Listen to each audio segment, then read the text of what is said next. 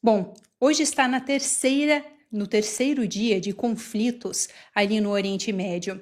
O terceiro dia onde esses conflitos foram retomados. Relembrando aqui que na semana passada, enquanto Donald Trump estava naquela reunião da OTAN ali na Turquia, o regime iraniano voltou a atacar embarcações no Estreito de Hormuz. Por isso, Trump ordenou que as Forças Armadas dos Estados Unidos voltassem a atacar o regime iraniano. Desde lá, as tensões já têm crescido. No entanto, na sexta-feira, as coisas acabaram se apaziguando um pouquinho. Já no sábado, elas voltaram a acontecer.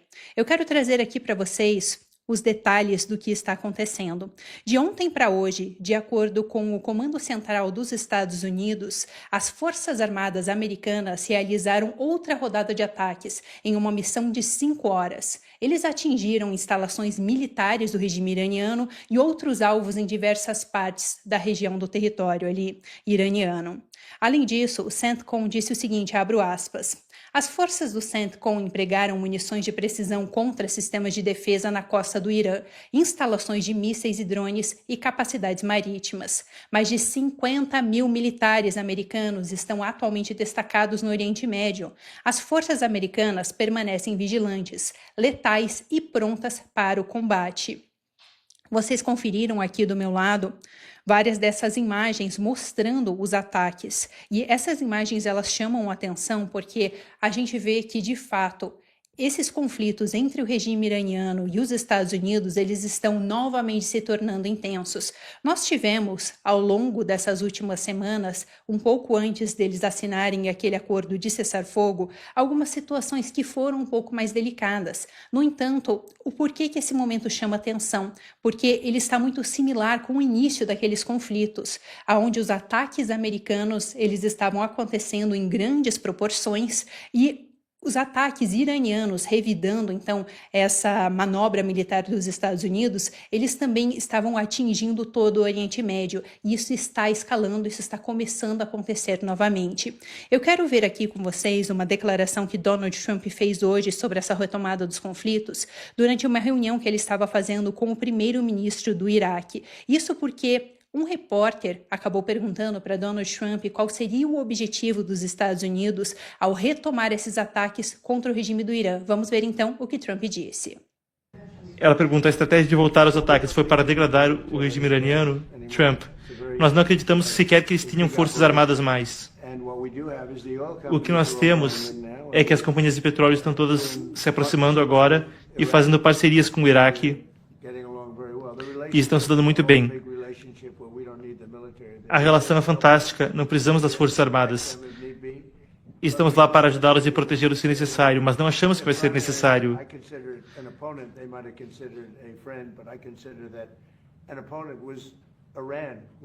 O Irã era um grande fardo para o Iraque. É o valentão do Oriente Médio, como vocês sabem. E nós estávamos discutindo isso. Eles não vão mais ter esse problema, porque o Irã foi fortemente desestabilizado e realmente o poder militar deles agora é só uma fração do que era há apenas 4 meses. Então eles não terão esse problema. Eu acho que, em certo sentido, deu a eles liberdade para fazerem o que tem que fazer. E eu acho que esse é um dos motivos pelos quais nossas empresas de petróleo estão entrando lá em níveis jamais vistos antes. Bom, pessoal, nós conferimos então a declaração do Trump durante essa reunião bem importante que ele estava fazendo com a nova liderança, com o novo primeiro-ministro do Iraque. Agora, um outro desdobramento bem importante é que no domingo o governo americano utilizou pela primeira vez durante uma operação de combate drones marítimos. Esses drones eles foram utilizados para atacar com sucesso um submarino iraniano e também uma instalação de manutenção naval. Essa questão da utilização desses drones marítimos pela primeira vez, ela é muito significativa porque mostra que o governo americano tem tentado cada vez mais utilizar novos recursos americanos, novos recursos militares para testar esses recursos. Eu quero passar com vocês também por um ponto muito importante que está se desdobrando ao longo dessa semana, que é o Estreito de Hormuz, o fechamento do Estreito de Hormuz. Conforme esses conflitos voltavam a acontecer na semana passada, o regime do Irã já estava fazendo várias ameaças dizendo que ele iria fechar esse estreito. E mesmo sem um fechamento direto e oficial desse Estreito de Hormuz, as embarcações elas já estavam parando de passar por ali porque havia um medo muito grande de que se elas passassem pelo Estreito de Hormuz, elas poderiam ser atingidas pelos drones do regime iraniano. Então a gente já viu uma redução muito grande na semana passada e elas foram ainda maiores, essas reduções, durante esse final de semana. Só para termos uma ideia, normalmente cerca de 130 a 140 embarcações passam por dia no Estreito de Hormuz. Só que neste domingo, cerca de 8 embarcações somente passaram ali no estreito. E o que acontece? Tudo isso acabou escalando ainda mais quando Donald Trump fez uma publicação ontem no Truth Social dizendo que eles abririam o estreito, não permitiriam mais que o regime iraniano realizasse aquele bloqueio do Estreito de Hormuz, só que para isso eles iriam cobrar uma tarifa de 20% sobre todas as embarcações que passassem ali. E o que chamou a atenção foi justamente esse ponto, todas as embarcações. Não seria 20% somente sobre as embarcações iranianas. Como eu já tinha comentado aqui no programa ontem, é muito difícil que Donald Trump realmente aplicasse esses 20% de tarifas sobre todos os países, sobre todas as embarcações, por uma série de motivos. Primeiramente, é ilegal. Nenhum país pode cobrar nenhum tipo de tarifas sobre essas faixas de água que são faixas internacionais, porque é diferente, obviamente. Por exemplo, a gente tem o canal de Suez ali do lado do Egito, mas são pontos diferentes. No caso do Estreito de Hormuz, aquela é uma faixa de água internacional, ou seja, a legislação internacional não permite que nenhum país cobre nenhum tipo de tarifa. Tanto que, algumas semanas atrás, Marco Rubio chegou a fazer uma declaração assim, dizendo que o regime iraniano não poderia cobrar essa tarifa porque isso seria ilegal. Então, obviamente, quando Donald Trump fez essas declarações ontem, isso tudo chamou bastante atenção e eu já comentei que seria muito difícil que eles fossem à frente com esse plano. Uma análise, inclusive, que eu trouxe aqui é que isso poderia ser uma estratégia do governo americano para aumentar a pressão sobre os países, tanto da Europa como também ali do Oriente Médio, que não estivessem colaborando com a abertura do Estreito de Hormuz. Porque vale relembrar, na semana passada, quando Donald Trump estava naquela reunião ali na Turquia, ele novamente fez várias reclamações de como os aliados americanos não teriam ajudado a abrir o Estreito de Hormuz. E então, a ameaça de impor 20% de tarifas poderia estar relacionada com uma pressão para que esses países colaborassem. E bom, parece que funcionou. Eu quero trazer aqui para vocês os detalhes porque isso acabou mudando um pouco no dia de hoje. O que acontece? Donald Trump fez uma nova publicação no Truth Social dizendo que eles voltaram atrás com a aplicação desses 20% de tarifas e que agora eles fariam negócios com os países do Oriente Médio. Esses países investiriam nos Estados Unidos em vez deles cobrarem essas tarifas. Eu quero ler aqui com vocês essa publicação de Donald Trump. Ela diz o seguinte, abro aspas. O petróleo está fluindo como nunca antes, graças ao incrível poder das Forças Armadas dos Estados Unidos. Outro trecho ele fala o seguinte: o Estreito de Hormuz está aberto a todo o tráfego marítimo, exceto para o Irã, e isso se deve à sua liderança mentirosa, violenta e maliciosa, que está levando o país ao caminho da destruição total. Teremos, portanto, um bloqueio total, mas apenas para navios que pertençam e que estejam indo ou saindo dos portos iranianos, ou que transportem qualquer tipo de carga relacionada ao Irã. Donald Trump, em outro ponto, também comentou sobre o seguinte, pessoal, sobre a questão da cobrança de tarifas. Abro aspas para o que Trump disse. Com base em conversas altamente produtivas com a liderança do Oriente Médio, decidi substituir a taxa de reembolso de 20% dos Estados Unidos por acordos comerciais e de investimento que os diversos estados do Golfo farão com os Estados Unidos. Esses investimentos serão enormes, mas ao mesmo tempo extraordinariamente benéfico para eles e para o seu futuro. Como todos sabem, temos o maior investimento em dólares nos Estados Unidos de qualquer país na história. Mas esses novos investimentos tornarão esse número ainda maior e veremos fábricas, instalações e equipamentos chegando aos Estados Unidos em níveis históricos, o que criará milhões de novos empregos americanos com altos salários. Os Estados Unidos estão vencendo novamente, vencendo como nunca antes. Um detalhe importante que eu acabei não comentando com vocês é que a aplicação desses 20% de tarifa sobre os navios que passassem ali, esse anúncio que foi feito ontem pelo Donald Trump e que foi modificado no dia de hoje, ele seria por conta de o quanto todo esse destacamento militar custaria para os Estados Unidos. O que Trump disse é o seguinte, que os Estados Unidos estavam gastando muito dinheiro nos últimos tempos, tanto para conter o regime iraniano, como também nesse momento para manter o Estreito de Hormuz aberto, e que por isso outros países deveriam colaborar com os Estados Unidos. Eu quero conferir agora aqui com vocês, porque Trump fez outra declaração durante essa reunião que ele fez hoje mais cedo com o primeiro-ministro do Iraque, onde um repórter perguntou para Donald Trump por que ele mudou de ideia quanto à aplicação desses 20% de tarifas ali no Estreito de Hormuz. Vamos ouvir o que Trump disse. Publiquei aquilo ontem. Nós não precisamos do petróleo. Não era tão importante para nós, mas era importante para aliados. Era importante para pessoas com quem nos damos muito bem, incluindo grandes países do Golfo. Então eu publiquei aquela taxa ontem. Aí vários países me ligaram. Os emirs e as pessoas que todos conhecemos e amamos. Francamente, eles foram parceiros muito fortes e disseram: nós gostaríamos de ter isso acontecendo de uma forma diferente. Adoraríamos investir nos Estados Unidos em bilhões e bilhões e seguir com nossos recordes, porque nunca houve um momento como esse para os Estados Unidos.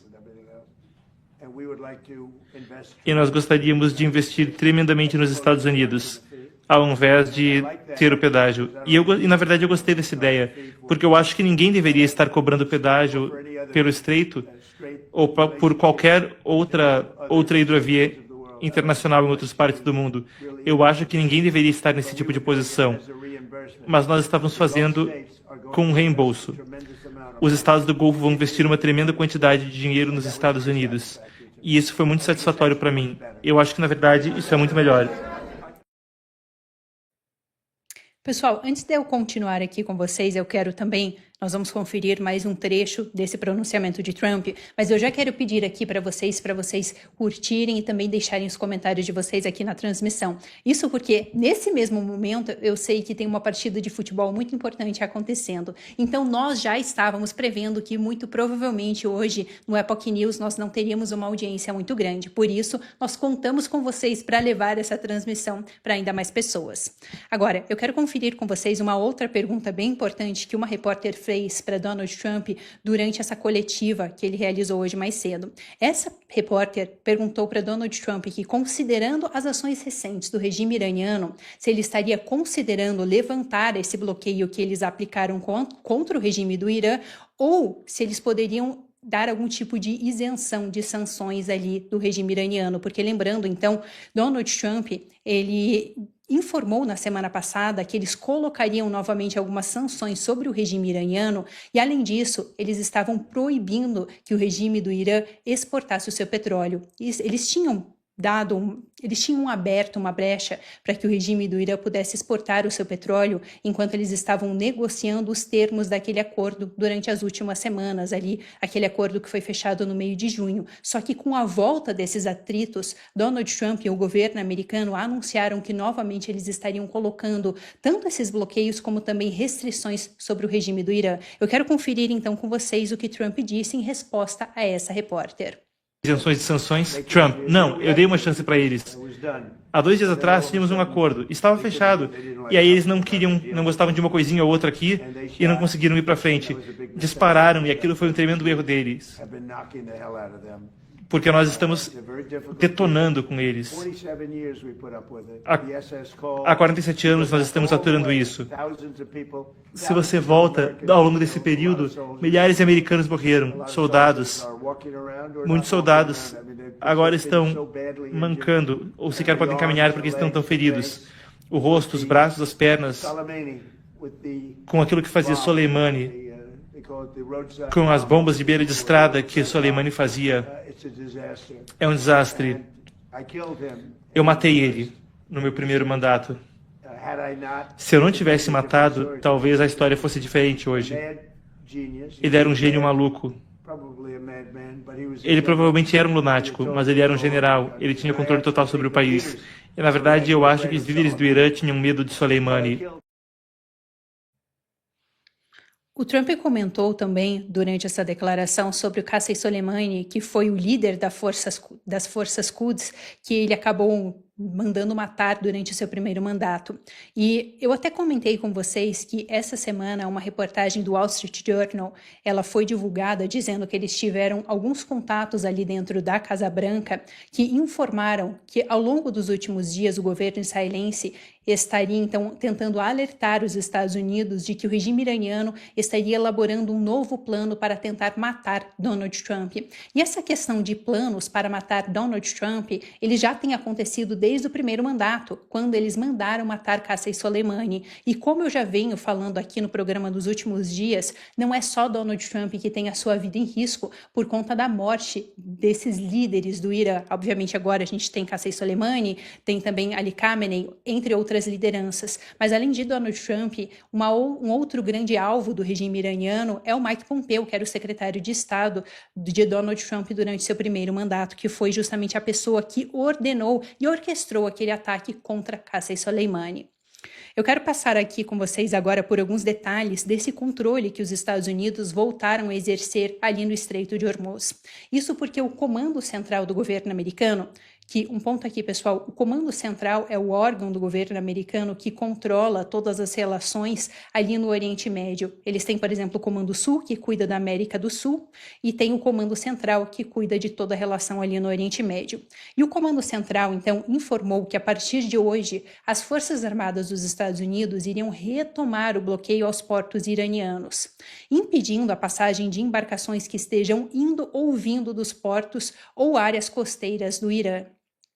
Em contrapartida, o porta-voz do Comando Militar iraniano respondeu a essas afirmações de Donald Trump e também do Comando Central de que os Estados Unidos controlariam esse estreito. Eu quero conferir com vocês o que ele disse.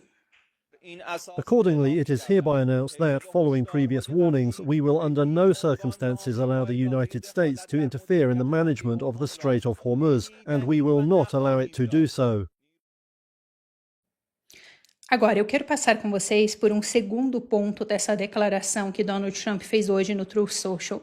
Isso porque aquela declaração era uma declaração bem grande, então eu escolhi desmembrar para vocês em alguns pontos diferentes para nós conseguirmos, então, entender um pouco melhor esse contexto. O que Trump disse naquela publicação? Se a produção puder colocar aqui, perfeito. É aquela mesma publicação onde ele fazia a declaração de que os Estados Unidos não colocariam mais 20% de tarifas. E ali no finalzinho ele fala o seguinte, abro aspas.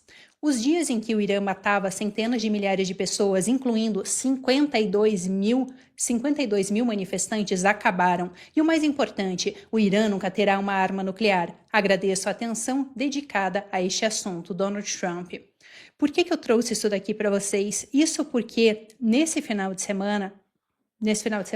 ontem, Donald Trump ele deu uma entrevista no show do Hugh Haggerty.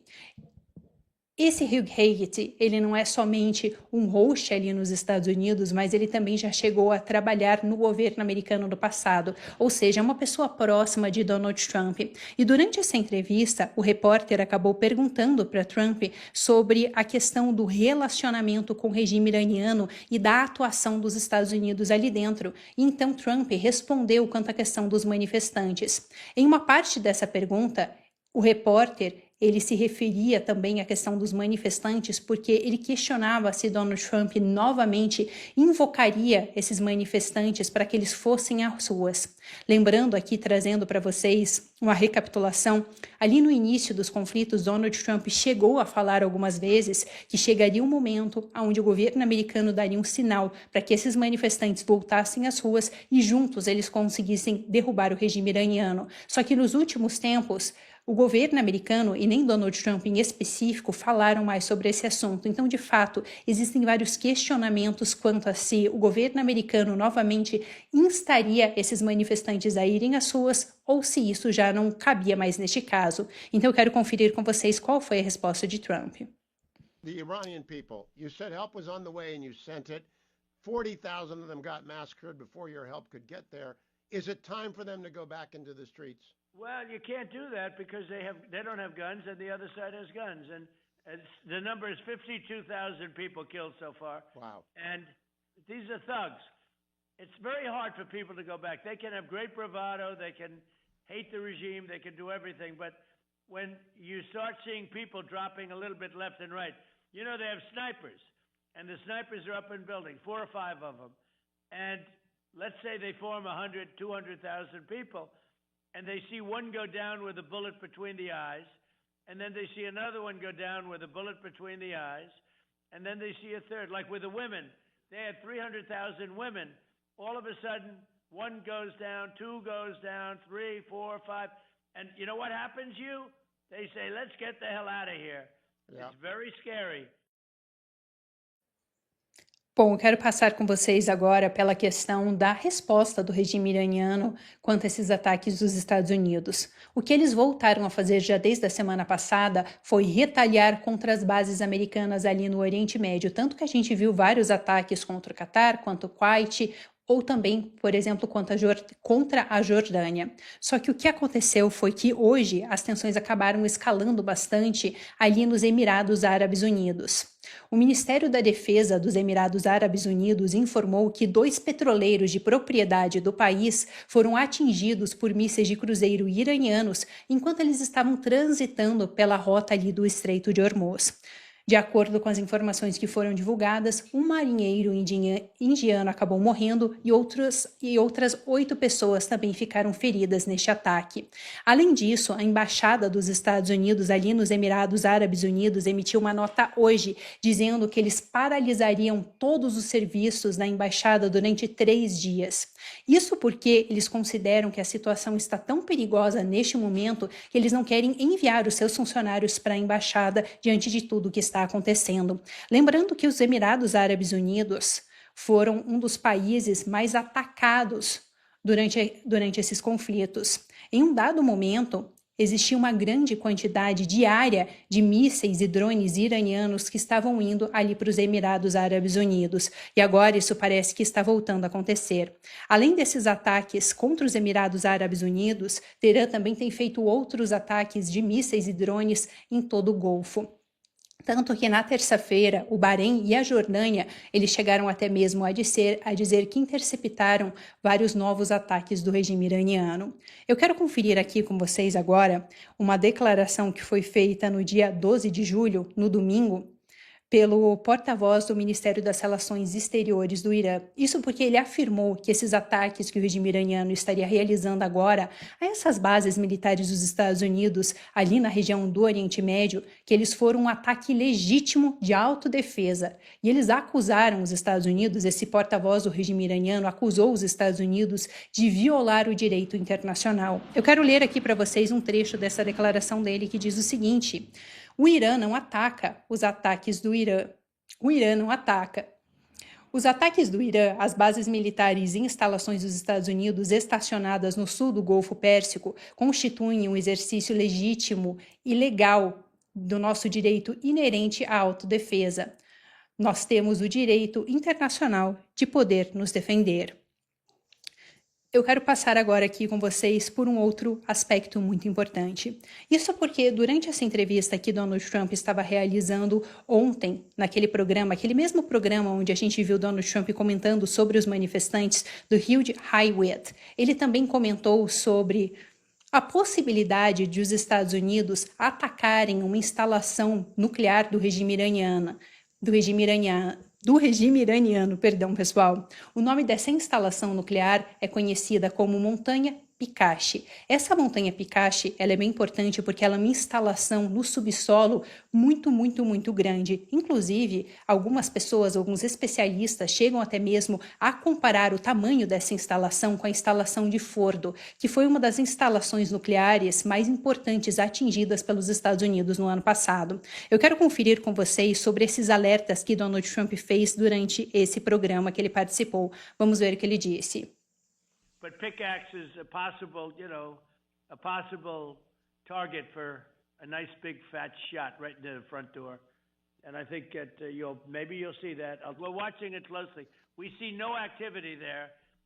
They're not doing well with their nuclear situation. Every time we hear about it, we blow it up. So they don't like talking about it. But we'll probably give pickaxe a shot relatively soon. Bom, como vocês viram, Donald Trump estava dizendo que eles não acreditam que neste momento, nesse complexo da montanha Picache, que exista uma grande movimentação militar do regime iraniano, mas que eles poderiam sim considerar atingir essa instalação nuclear. Como eu já comentei com vocês, esse é um complexo militar que está enterrado a mais de 100 metros abaixo do solo e ele foi projetado justamente para resistir a ataques exteriores. Por conta disso, então, que ele foi enterrado tão baixo ali no subsolo. Outra questão bem importante é que vários especialistas têm comparado essa instalação com as instalações que foram atingidas no ano passado pelo governo americano, em especial a instalação de Fordo.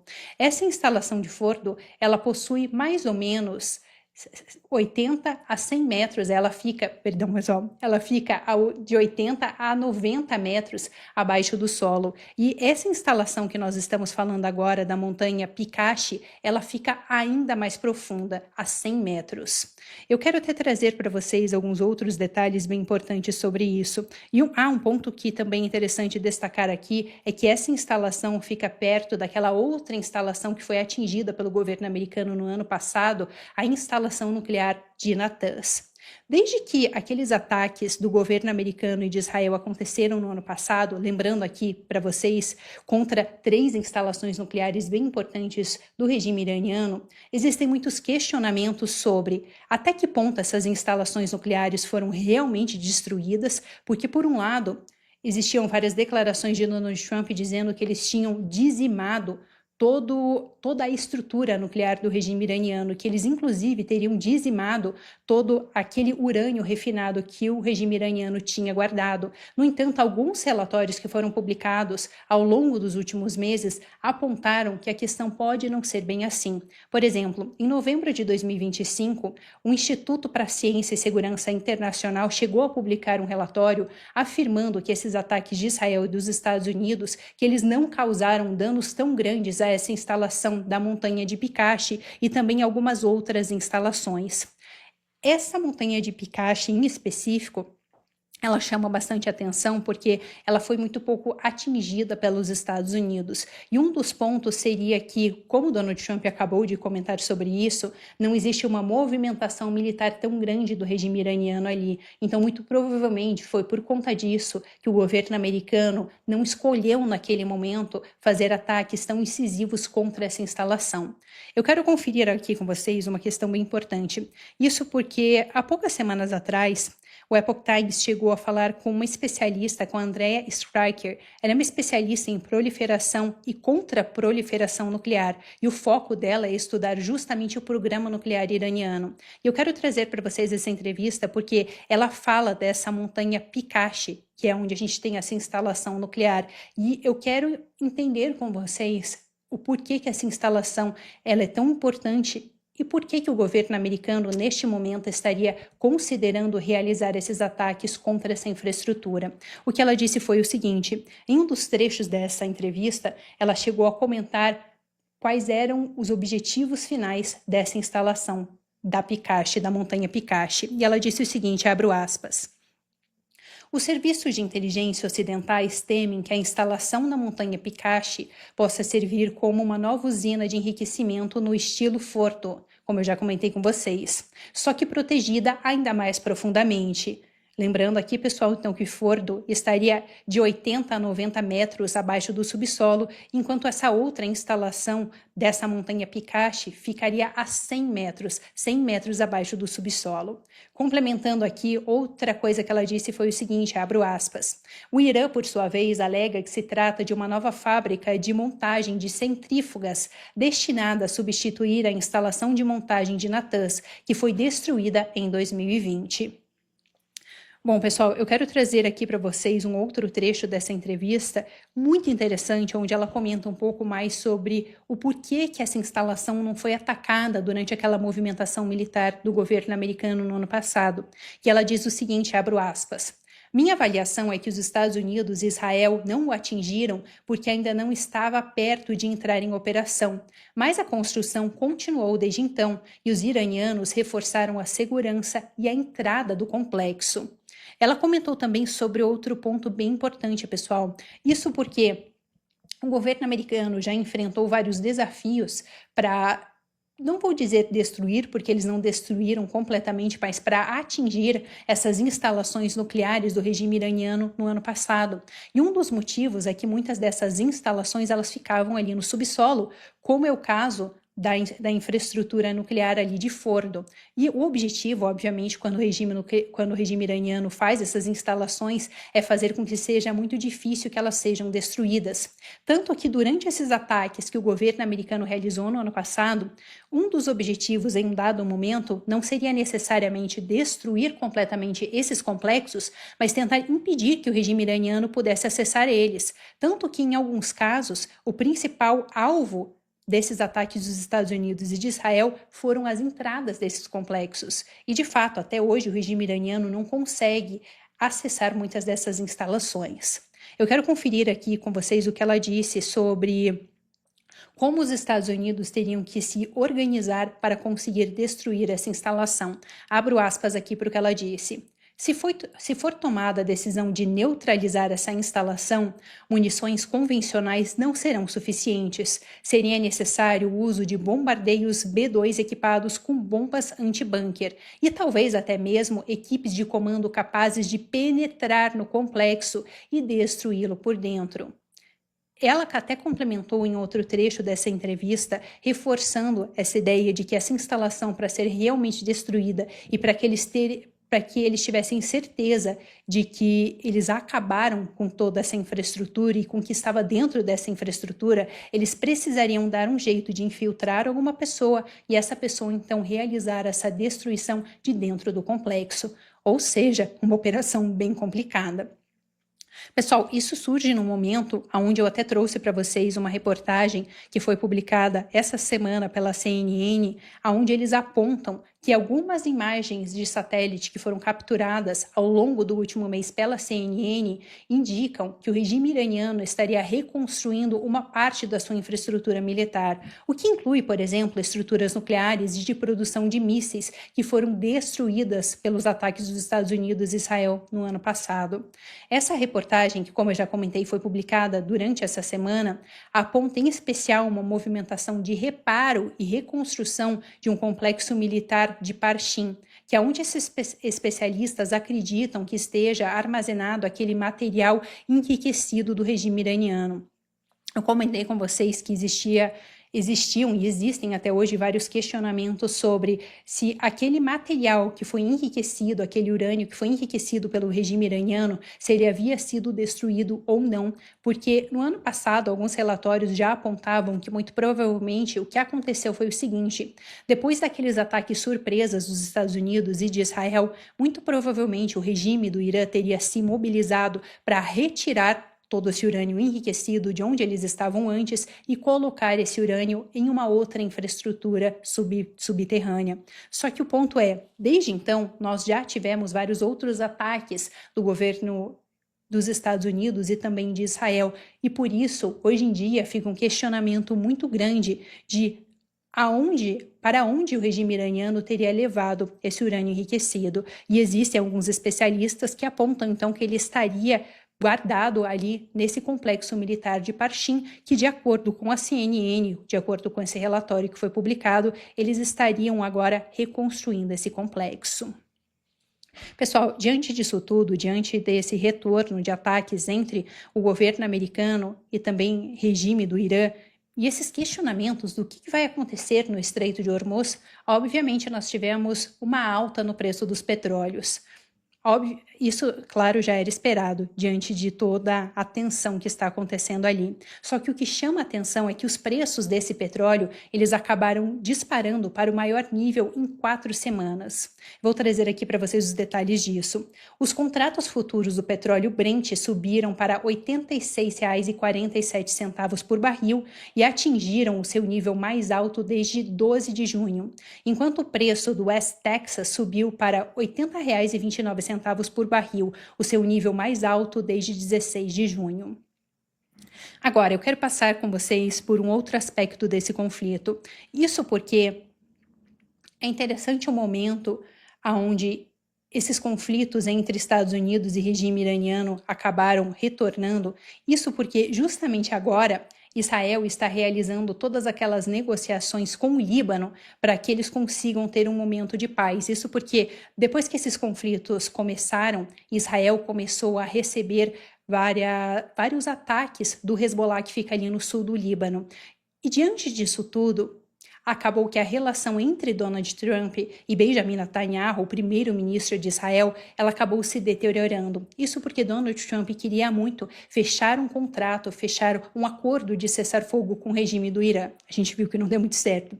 Mas Donald Trump queria muito fechar esse acordo, e um dos termos deste acordo é que o regime iraniano estaria, então, pedindo para que esses ataques do governo israelense contra o sul do Líbano, que eles cessassem totalmente. Diante disso tudo, várias reportagens foram publicadas evidenciando então que existiria naquele momento um atrito muito grande entre Donald Trump e Bibi, o nome, o apelido que a gente tem aqui para Benjamin Netanyahu. E por que eu estou falando disso? Isso porque durante aquele programa de entrevistas do qual Donald Trump participou, ele também falou sobre isso. O entrevistador perguntou para ele sobre a relação dele com Benjamin Netanyahu e também sobre as reportagens que afirmavam que Donald Trump teria jogado Benjamin Netanyahu para debaixo do ônibus. Ou seja, essas acusações vieram porque durante aquelas negociações, um dos pontos que chamou bastante atenção foi que os Estados Unidos pareciam não ter levado muito em conta os objetivos principais de Israel durante aqueles acordos que eles estavam assinando com o regime iraniano. Inclusive, essas acusações foram feitas pelo próprio governo de Israel, porque eles diziam repetidas vezes que eles queriam continuar com muitos daqueles ataques, que eles queriam uma eliminação maior da liderança do regime iraniano e que, para eles, aquele acordo que estava sendo fechado seria muito prejudicial para o governo israelense. E um dos motivos é que eles precisariam obrigatoriamente parar com esses ataques contra o Hezbollah. E um dos questionamentos era o seguinte: tá, e se o Hezbollah voltar a atacar Israel, o que nós vamos fazer? Nós ficaremos proibidos de contra-atacar? Por isso, justamente neste momento, parecia que a relação entre os dois estava abalada. Eu quero ver com vocês, então, o que Donald Trump respondeu quando ele foi questionado sobre isso. No, not at all. No, I get along with him very well. Sometimes I disagree with him, and I let it be known, and I've been right. But no, I think he's good. Look, he's a wartime prime minister. He's done a good job. If I wasn't around, or if Bibi wasn't around, especially the combination, Israel would not exist today. We wouldn't have hit them with the B-2 bombers. You know, they were going to have a nuclear weapon within 2 weeks. Had I not hit them with a nuclear, within 2 to 4 weeks, they would have had a nuclear weapon. And once they had a nuclear weapon, they would have used it. And you wouldn't even have Israel around. No, Bibi's good. Is there anyone in Israel better than him to do the job? Is there anyone better than Bibi? Well, I don't know most of them. I know some of them, obviously, but I don't know most of them. But I think that Bibi and I have had a very good. If we weren't working together, if Bibi wasn't, if I had a weak person, a president or prime minister over in Israel, you know, you have a president there too. Right. If we had somebody weak over there, Israel would not exist today. Eu quero conferir com vocês um outro trecho dessa reportagem, dessa entrevista. Isso porque o repórter perguntou em outro trecho se Donald Trump acreditava que Israel deveria realizar mais operações e finalizar, resolver de uma vez por todos esses conflitos que eles têm, tanto ali em Gaza, como também no Líbano. Isso porque, como eu já comentei, uma das posturas de uma parte, pelo menos, do governo israelense é de que eles deveriam encerrar tudo de uma vez, de que eles deveriam eliminar completamente o Hamas, que está ali na faixa de Gaza, e o Hezbollah, que está no Líbano, porque todos esses grupos terroristas que são financiados pelo regime iraniano, representam uma ameaça muito grande para Israel. Então eu quero conferir com vocês qual foi a resposta de Donald Trump quando o repórter perguntou isso. Hamas is still standing, so is Hezbollah. Should Bibi order that those be done away with, just finish the job in Gaza and in Lebanon? Well, a lot of progress was made with Hamas, and they are disarming. That doesn't mean they're going to, but a lot of progress was made. And don't forget, I got all the hostages back, and Hamas did a lot of that work. You know, people are amazed, but we had 28 dead people, children, because they call them children, the moms and dads. And it shouldn't amaze me, but The people that had a dead son and they knew the son was dead, they wanted that boy back just as much or even more as the people that were trying to get their sons out who were living. It was amazing. And we got all 28 back, every single one of them, and everyone's amazed. And we got Hamas to do much of that work. Como vocês puderam ver, a resposta de Donald Trump foi uma resposta bem diplomática, em especial porque os Estados Unidos foram quem intermediaram aquele acordo entre o governo israelense e o Hamas ali na faixa de Gaza, algo inclusive que está se desdobrando ao longo dessa semana. Os ataques de Israel contra a faixa de Gaza acabaram se intensificando, só que em um momento complicado. Isso porque o Hamas fez algumas declarações nessa semana dizendo que eles cederiam o poder que eles têm ali na faixa de Gaza para uma autoridade que seria uma autoridade neutra. Só que as acusações de Israel são as seguintes: o Hamas está fazendo essas declarações, mas em nenhum momento eles citaram um outro trecho do acordo onde o Hamas se comprometia a entregar todas as suas armas. Então o posicionamento neste momento de Israel é o seguinte: nós não vamos parar os ataques enquanto o Hamas não entregar as suas armas. E falando sobre alertas do governo israelense, hoje o primeiro-ministro de Israel, Benjamin Netanyahu, fez um alerta para Teherã dizendo que eles não deveriam atacar Israel e que se eles fizessem isso, se eles voltassem a atacar Israel, eles retaliariam com ainda mais força do que foi feito na primeira vez. Ele comentou sobre isso durante um discurso em uma conferência na cidade de Dimona, ali no sul de Israel. Abro aspas aqui para o que Benjamin Netanyahu comentou. Já se foram os dias em que alguém nos prejudicaria e nós não revidaríamos com o dobro da força.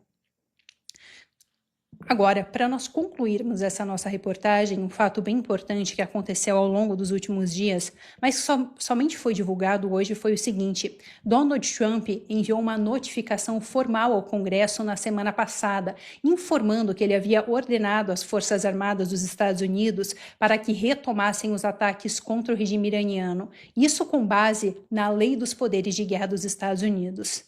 Trump disse que o foco dos novos ataques eles seriam para conseguir destruir boa parte das capacidades militares do regime iraniano, em especial as capacidades militares que estariam permitindo o regime do Irã fazer todos esses novos ataques ali no Estreito de Hormuz. Pessoal, um ponto bem importante é que tem sido muito discutido ali no Congresso americano o seguinte, porque de acordo com algumas legislações ali dentro dos Estados Unidos, o presidente ele tem um prazo de 60 dias para... Basicamente o que acontece é o seguinte: ele precisa dar um aviso para o Congresso de que eles vão iniciar um conflito. Só que depois de 60 dias, para que eles continuem com essas ações, eles precisam de uma aprovação direta do Congresso.